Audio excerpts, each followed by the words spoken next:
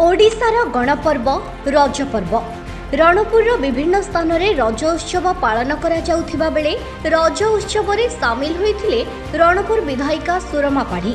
विभिन्न गाँव में आज भौणी मान द्वारा रज महोत्सव पर्व आयोजन करा दोली सजा होता माँ भौणी मैंने खाइबे रुचिर पदार्थ गुपचुप चाट्र संभार ये जोड़ी होता बहुत संख्यार माँ भौणी मैंने आसते आम समस्ते ये दोली खेलु पुची खेलु आम चाट गुपचुप खाइलु बहुत मजा आनंद नेलु सब भौणी मैंने मो सहित अच्छा।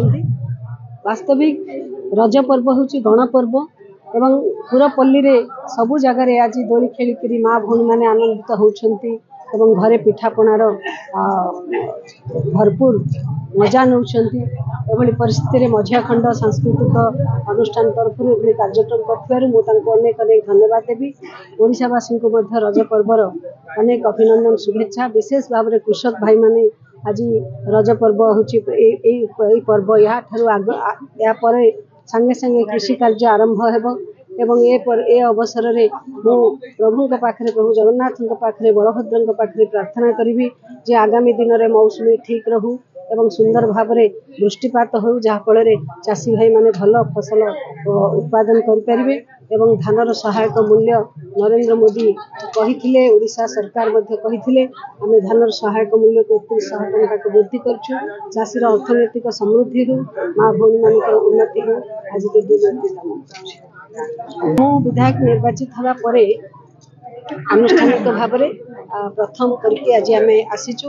आज अनेक जगार अनेक पंचायत रे कार्यक्रम सरी बर्तमान आग को राति 10टा 11टा पर्यंत प्रोग्राम सब लगी रही भिन्न भिन्न जगार बहु संख्यार लोक मैंने उपस्थित रही स्वागत दौरान संबर्धना जनाऊँ।